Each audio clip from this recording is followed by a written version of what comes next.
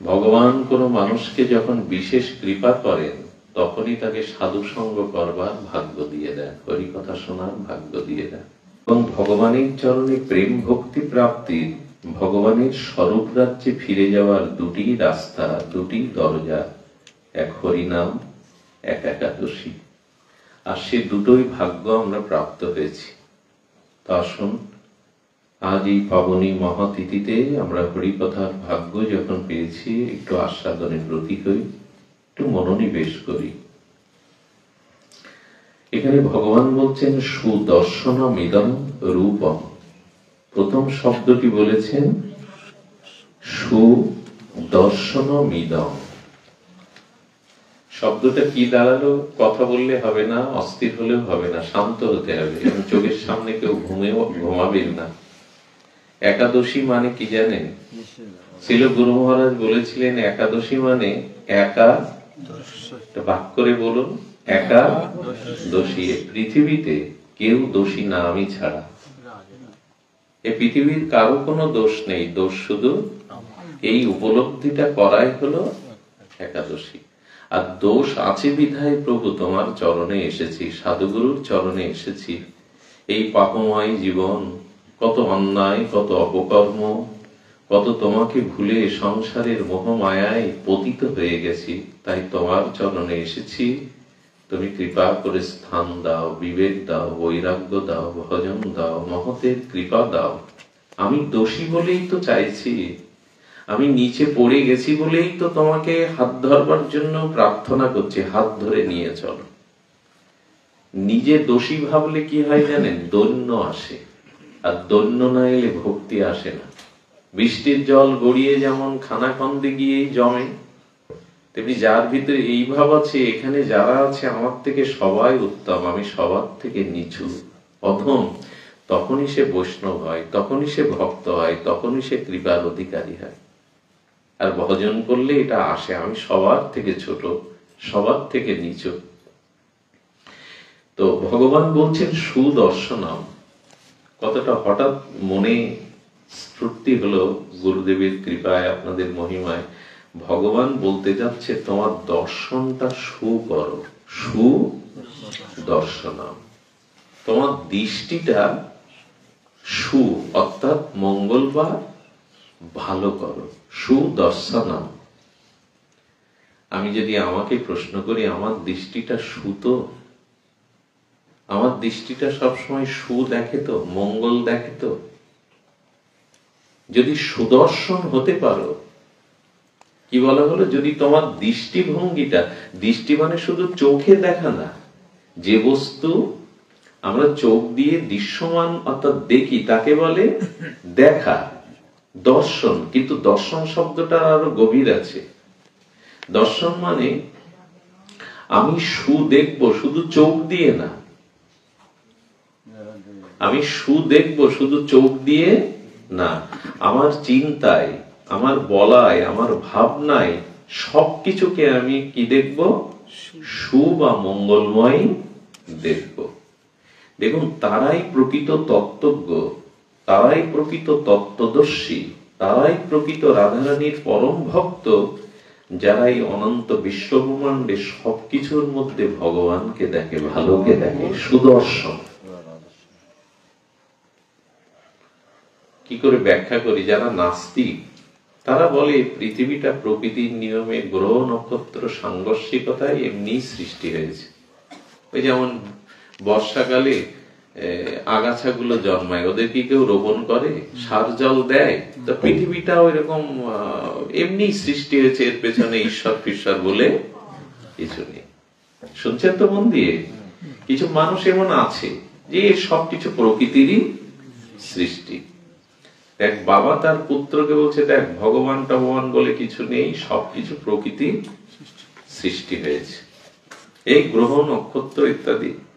ছেলেটা তখন ওর বাবার সুন্দর একটা ছবি আঁকিয়েছে, ওর বাবার মুখ অবয়ব, ও ভালো আর্ট জানতো। দেখে বাবার সামনে ধরে বলছে, বাবা বলছে, বাহ তুই এত সুন্দর আর্ট করতে পারিস, আমার ছবি এঁকেছিস? বললো, বা আমি আঁকিনি তো, এমনি এমনি ছবি হয়ে গেছে। বুঝতে পারছেন নিশ্চয় ও কি বোঝাতে চাইছে? ছবি আমি করিনি তো ছবি এমনি এমনি হয়ে গেছে, তার মানে ছবি কি এমনি এমনি হয়?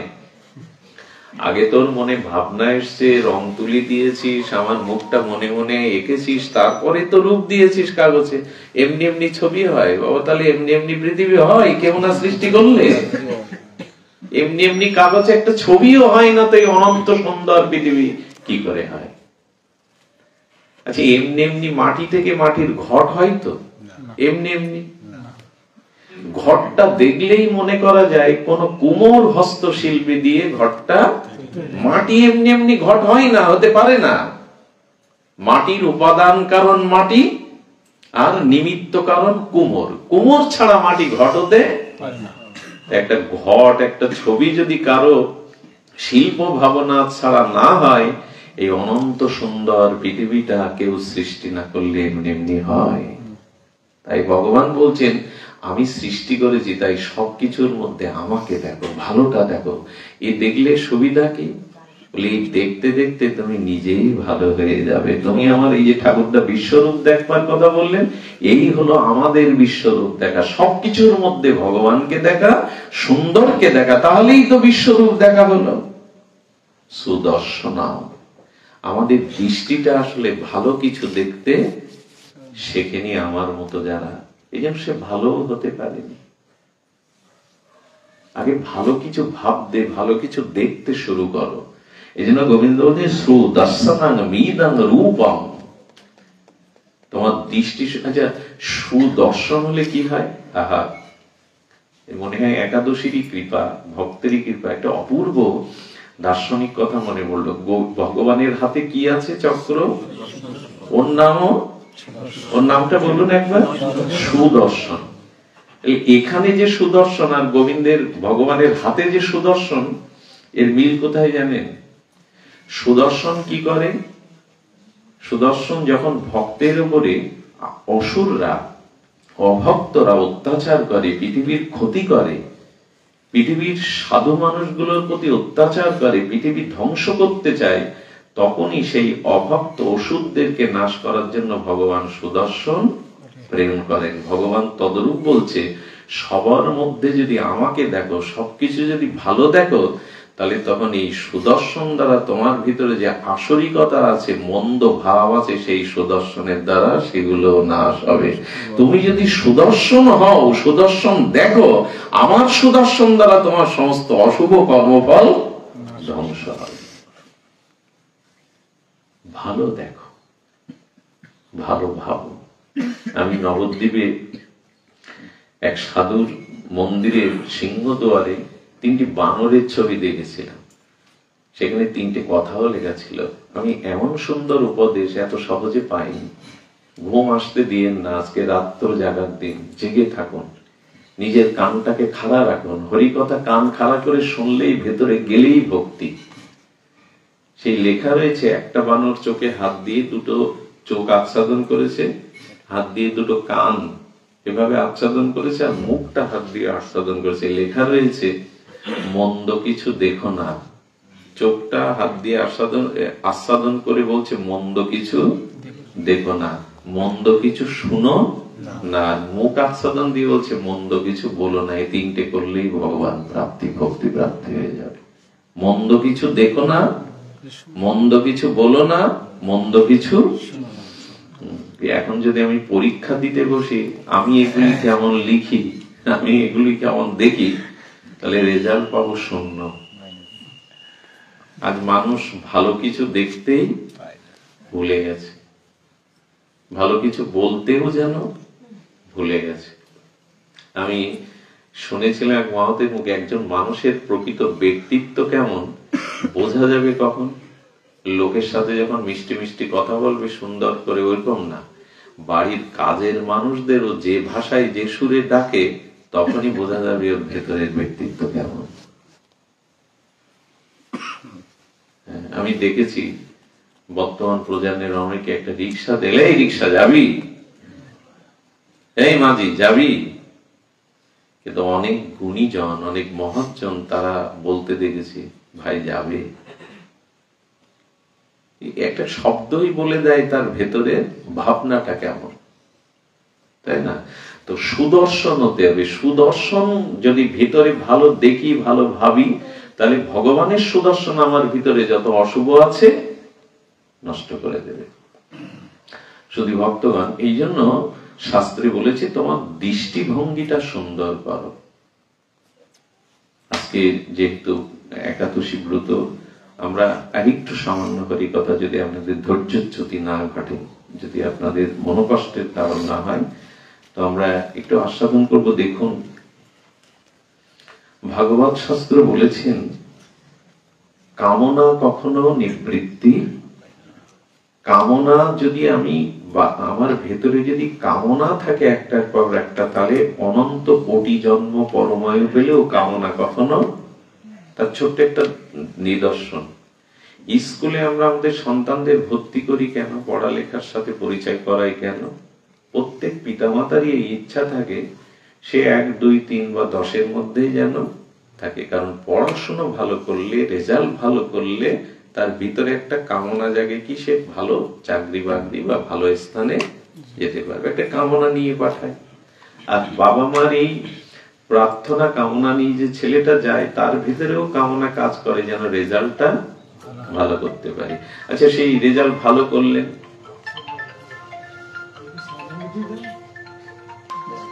যার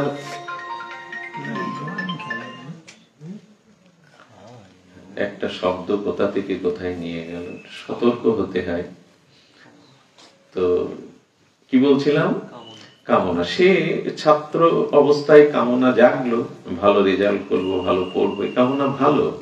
আচ্ছা, এই যে রেজাল্ট করলো, তারপর আর একটা কামনা জুড়ে দিল যেন বৃত্তি পায়, যেন কামনা কমছে কি? দেখুন, আমি জানাতে চেষ্টা করছি কামনা ধীরে ধীরে বাড়ছে। বৃত্তি পেলাম, তারপরে লেখাপড়া শেষ করে বড় ডিগ্রি নিলাম, এরপরে আবার আর একটা কামনা জাগলো, লেখাপড়া সুন্দর করে শেষ করলাম, কিন্তু এখন চাকরি চাই কিনা, ডাক্তার হতে চায়, প্রফেসর হতে চায়, এটা কাজ তো চাই, চাকরি চাই।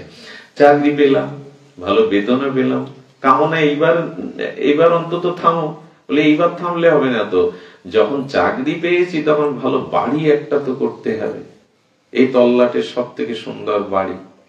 বাড়ি যখন করা হলো, তখন আর এক কামনা এসে দাঁড়ালো, সুন্দরী নারীও তো দরকার, বিয়ে করতে হবে অন্তত সুশীলা, কুলবতী, সুন্দরী, শিক্ষিতা। বিয়ে করলাম, বিয়ে করলে এইবার কামনা মিটুক, বলে না না, এবার কামনা মিটবে কি করে, একটু সন্তানাদি তো চাই, না হলে কি হবে, বাড়ছে কিনা। সন্তানাদি হলো, তারপরে আবার ওদের লেখাপড়া, ওদের প্রতিষ্ঠা। এক বাড়িতে এক স্বামীজি গেছে, মা তোর তো প্রাসাদ সম বাড়ি, বলে হ্যাঁ বাবা, ছেলে একটা ডাক্তার, একটা মাস্টার, একটা প্রফেসর। বাবা, আমার সব আশা পূর্ণ হয়েছে, বৌমা গুলোও খুব সুন্দর, তোমার আর কোনো আশা আছে? বলে একটা জ্বালায় ঘুম হয় না, একটার জন্য বুকে বড় ব্যথা, কান্না। সে কি? নাতিটা লেখাপড়া শিখেও কোনো চাকরি পাচ্ছে না। এরপর নাতির কাছে চলে গেছে, ওই যে চাকরি হচ্ছে না, ওই চিন্তায় তার ঘুম মেটে কামনা। ছেলে মেয়ে হোক, একটা জিনিস বলি, কামনার দ্বারা কামনা কখনো মিটবে না। কথাটা লিখে নিন, কামনা যিনি ত্যাগ করেছেন পৃথিবীতে, তার কামনায় জগতে পূর্ণ হয়। কামনা যিনি ত্যাগ করতে পেরেছেন, তার কামনায় পূর্ণ হয়। একজন সাধু ব্যক্তি ঘর সংসার স্ত্রী পুত্র ত্যাগ করেছে, সে ভজন করছে, দেখুন পৃথিবী তাকে চায়, পৃথিবী তাকে মানে, ঐশ্বর্য তার পিছনে ছুটে বেড়ায়। কামনা যে ত্যাগ করেছে, তারই কামনা পূর্ণ হয় জগতে। আর কামনার পিছনে যারা ছোটে, কামনা তাদের কখনোই পূর্ণ হয়। তো এই জন্য কামনা করতে হবে, কামনা কার নাই, কিন্তু কামনার মধ্যে কামনাটা থাকতে হবে এই জন্মেই যেন ভগবানকে পায়, এই জন্মে যেন ভগবানের ভজন করে নিজেকে উদ্ধার করতে পারি। এই কামনা না জাগলে কিন্তু সুদর্শন বলা যাবে না। ওইটা দেখতে হবে এই সংসারে একমাত্র মৃত্যুর আগে, যাওয়ার আগে যেন একটু ভজন করে নিজের উদ্ধার করে যেতে পারে। এই কামনাটা, আজ একাদশী, আজ ভৈমী একাদশী, আগামী বছর বাঁচবো কিনা, শরীর ভালো থাকবে কিনা, এই দিন হাসপাতালে থাকবো কিনা, আমার বাড়িতে কেউ অ্যাক্সিডেন্টে মরবে কিনা, এরকম নাও পেতে পারি। আমার এক মা আছে, নাম বলবো না, এখানে তার মনে এখন স্মরণ আসছে গত বছর তার স্বামী ছিল, একই সাথে পালন করেছে, আর সে নাই, এখানেই আছে সে, তার ভেতরের বুকের বেদনাটা হয়তো সেই উপলব্ধি করছে, সে ছিল আজ নাই, এই দিন সে ব্রত করেছে নাই। এমনটা আমার বেলায় তো হতে পারে। এই জন্য ভগবানের ভজনের কামনাটা জাগান, যে প্রভু তোমায় ভজন করতে চাই, এই জন্মেই তোমার চরণে কিছুটা ভক্তি চাই। আগামী ভৈমী একাদশী আমার জীবনে, আগামী বছর বাদ দিন, রবীন্দ্রনাথ বলেছেন আগামীকালের সূর্য আমার জন্য নাও উঠতে পারে। আগামীকালের সূর্য আমার জন্য, মানে আমি মরে গেলে আর আমার জন্য সূর্য কি উঠবে, আমি কি উপলব্ধি করতে পারবো নতুন কোন সকাল? এই ভেবেই ভজন করতে হয়। সময় মানুষের খুব কম, সময় খুব কম। এই জন্য শাস্ত্রে দেখুন, আরেকটা জিনিস বলি, যারা সদ্গুরুর চরণ আশ্রয় করেছেন, ভজন করছেন, সাধু সঙ্গ করছেন, একটা নিবেদন বলি, আশা ছাড়বেন না, আশা ছাড়বেন না যে হবে না। অনেক সময় নিজের কাছে প্রশ্ন করে মনে করি, না আমার দ্বারা ভজন সাধন হবে না, আমার দ্বারা এগোতে পারবো না, আমার ক্রোধ গেল না, রাগ গেল না, আমার ভেতরে কামনা গেল না, আমার দ্বারা বুঝি ভগবত ভজন। আমি একটা অনুরোধ করব, নিরাশায় কেউ পড়বেন না, আশা রাখুন, ভরসা রাখুন। কারণ যার চরণে এসেছেন, যার ভজন করছেন, তিনি যোগ্যতা দেখেন না, আপনার ভিতরে একটু ভাব এলেই, একটু বিশ্বাস শ্রদ্ধা এলেই তিনি আপনাকে করুণা করবেন। একটু ভরসা রাখুন, একটু বিশ্বাস রাখুন।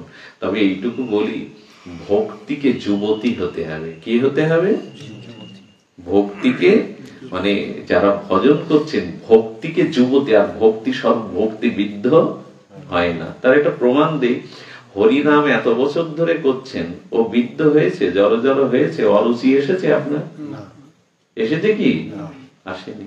তার মানে ভক্তি কখনো বিদ্ধ, জড়াগ্রস্ত হয় না। খুব মূল্যবান কথা হলো, ভক্তি যৌবনাবতী থাকে। যৌবন যেমন সবাই কামনা করে, যৌবনটা যেমন ফোরাতে মানুষ চায় না, যৌবনটা যেমন সবকিছু সুন্দর লাগে, তাই না? যৌবনে শ্রাবণে নদীও সুন্দর লাগে, যৌবনে কাকও, যৌবনে কাকটাকেও ভালো লাগে।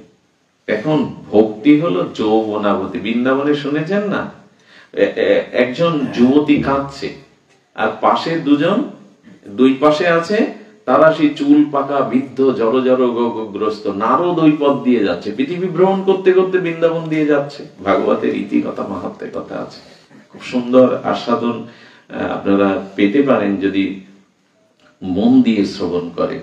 নারদ যাচ্ছে, তখন ইনি বলছেন পাশে, আমাকে উপেক্ষা করে যাবেন না, আমার দিকে একবার দৃষ্টি দিন।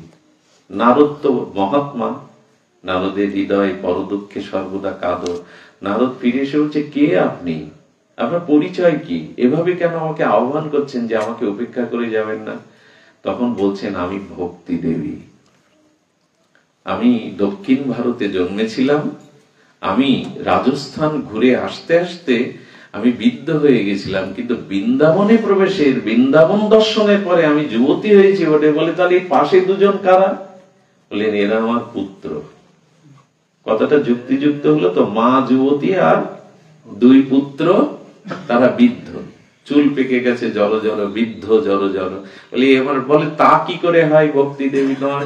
বলে, একজন আমার পুত্র নাম হলো জ্ঞান, আর একজন বৈরাগ্য। কথাটা সাংকেতিক বলবার অভিপ্রায় হলো, এই ভক্তি কলিতে সার, ভক্তি যুবতী। কিন্তু শুধু ভক্তি থাকলে হবে না, সেই সাথে জ্ঞান আর বৈরাগ্য থাকতে হবে। কিন্তু বর্তমান মানুষের, আমাদের জ্ঞান আর বৈরাগ্য বিদ্ধ হয়ে গেছে। আমাদের ওই যে নমস্কার করছি, হাত তুলে কীর্তন করছি, হরি হরি বলছি, জপ করছি, বৃন্দাবনে যাচ্ছি, তুলসী পরিক্রমা করছি, একাদশী করছি, সবকিছু ভক্তি। ভক্তি এখন যুবতী, হরিনাম চলছে, পাঠ চলছে, সাধু সঙ্গ চলছে, ভক্তি যুবতী।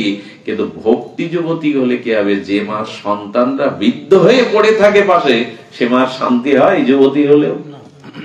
ঠিক সংকেত দিচ্ছে ভগবান, ভক্তি কলিযুগে যুবতী, কিন্তু জ্ঞান আর বৈরাগ্য বৃদ্ধ। আমাদের ভিতরে জ্ঞান আর বৈরাগ্যের বড় ভক্তি খুব দেখাচ্ছি আমি, কিন্তু শাস্ত্র বলছে না, যারা এরকম বলে ভক্তি দরকার আর কিছু দরকার না, কথাটা ঠিক নয়। যারা বলে শুধু ভক্তি হলেই সব হবে, কথাটা ঠিক নয়। কারণ ভক্তি পরিপূরণ করবে জ্ঞান আর বৈরাগ্যটা। যার জ্ঞান এবং বৈরাগ্য নেই, জানবেন তার ভক্তি প্রকৃত ভক্তি এটা অনেকটা আমার মতো লোক দেখানো, লোককে জানানো। ভক্তির মধ্যে দুটি জিনিস থাকতে হবে। দুটো পাখনা ছাড়া কি পাখি এক পাখনায় উঠতে পারে? তো পাখিটা তখন নীল নীলিমায় গগনে উঠতে পারে যখন তার দুটো পাখনা থাকবে।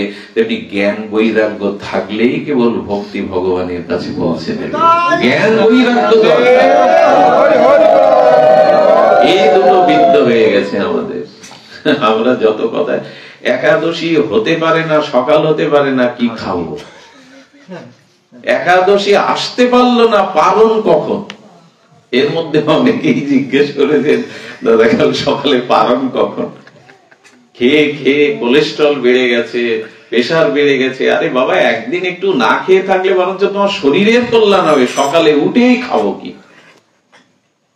সাবুদানা ইস্কনের খাওয়া যাবে কিনা, কাউন চাল খাওয়া যাবে কিনা, কি খাবো, জাল জিনিস খাওয়া যাবে কিনা? আর 21 দিন মানুষের নাড়ি বেঁচে থাকে জলান্ন না খেলে।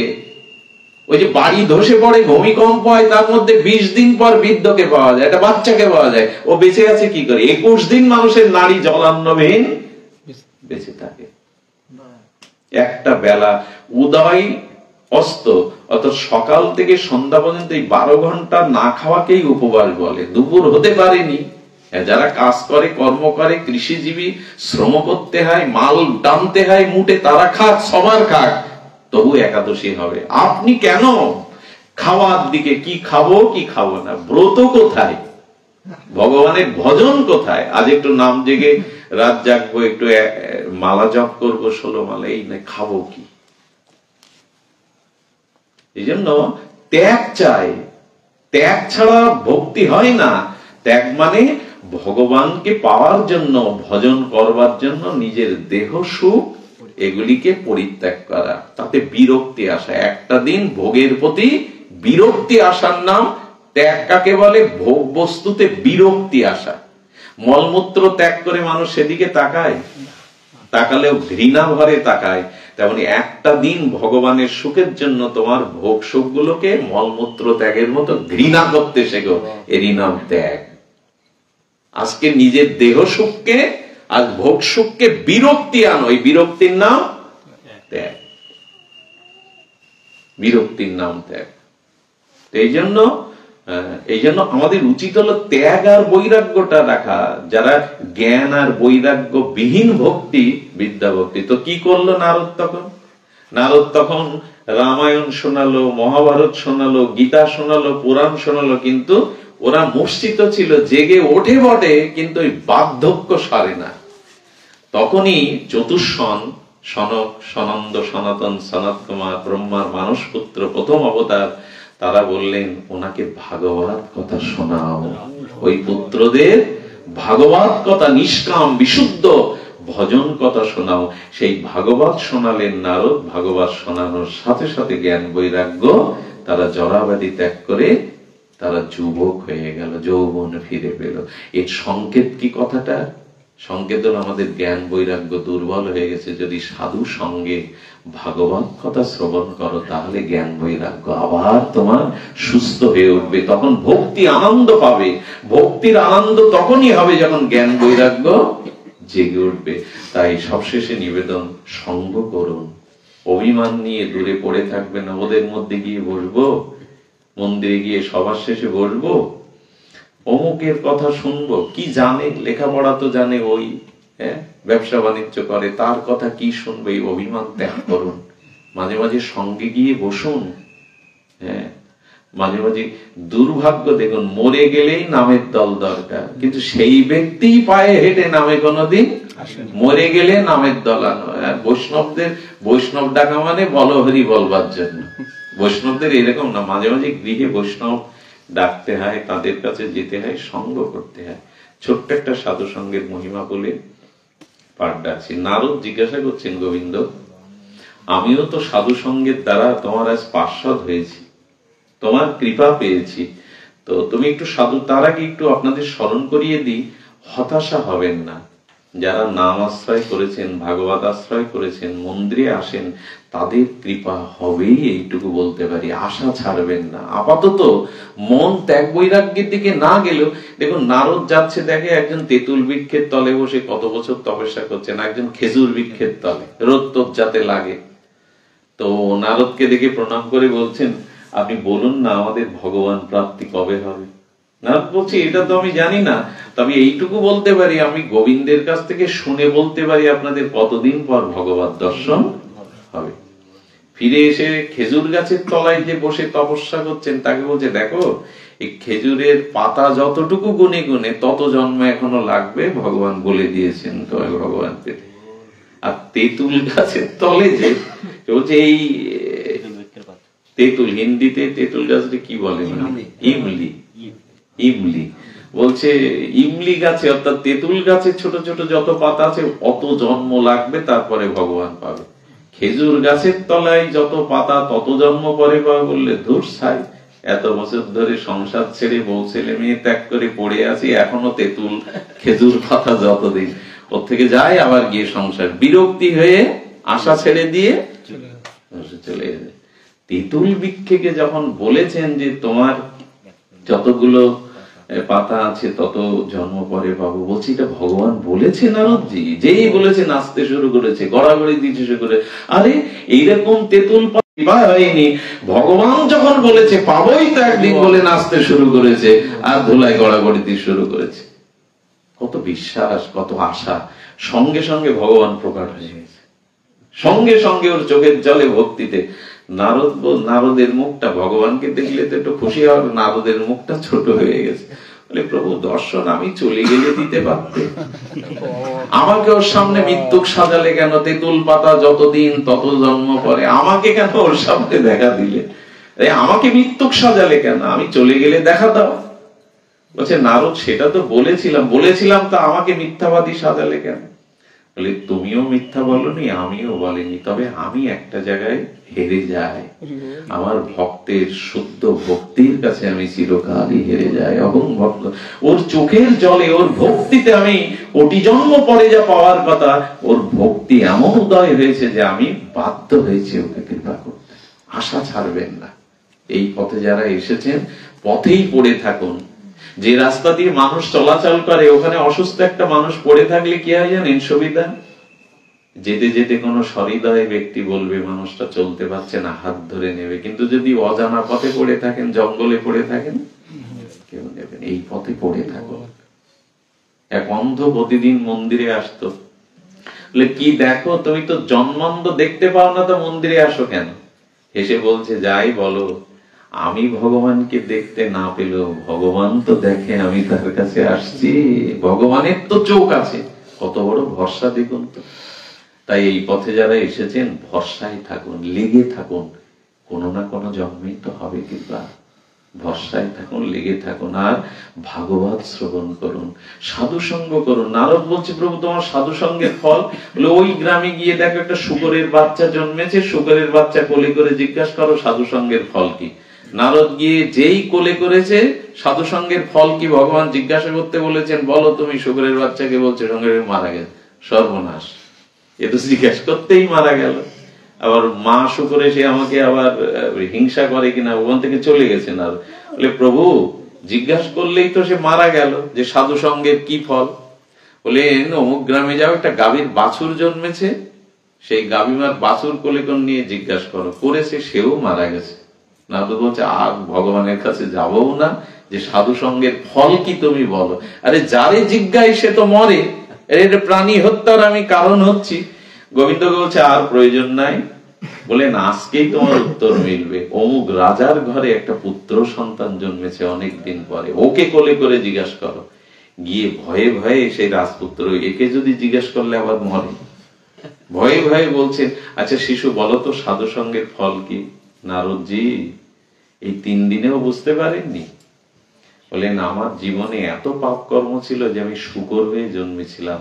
এটা আপনার দর্শন আর আপনার স্পর্শ পেয়ে ওই শূকর জন্মে ত্যাগ করে পরের দিনে আমি গাভী রূপে জন্মেছিলাম, আর আপনার সঙ্গ দর্শন পেয়ে গাভী জন্ম থেকে আজ আমি রাজ পরিবারে রাজপুত্র হয়ে জন্মেছি। এই হলো সাধু সঙ্গের ফল। তাই জীবনে যদি সত্যি মঙ্গলকারী কিছু থেকে থাকে তাহলে সাধু সঙ্গ। আপনাদের মঙ্গল হোক, আপনাদের কল্যাণ হোক, পড়ে থাকুন, এই পথেই থাকুন, কোনো না কোনো দিন হাত ধরে প্রভু টেনে নেবেন। যারা এসেছেন আবার আসবেন, এমনি করে মিলিত হবেন। আজকে আরো মানুষের আসা উচিত ছিল, এই দিনটা অন্তত পালন করা উচিত ছিল, কিন্তু দুর্ভাগ্য আমরা সংসার নিয়ে ভোগ নিয়ে এত মেতে আছি, এসবের সময় আমাদের নাই। শুভ বুদ্ধির উদয় হোক, সবার কল্যাণ হোক। জয় শ্রী গুরু প্রেমানন্দে। গঙ্গা গীতা সাবিত্রী সীতা সত্যপতি ব্রতা ব্রহ্মা ব্রহ্মবিদ্যা ত্রিসন্ধ্যা অধ্যমা চিদানন্দা ওম নিরান্তিনাশিনী ত্রয় নমস্তে হরি নমস্তে শ্রী গীতা প্রেমানন্দে। জয় রাধে।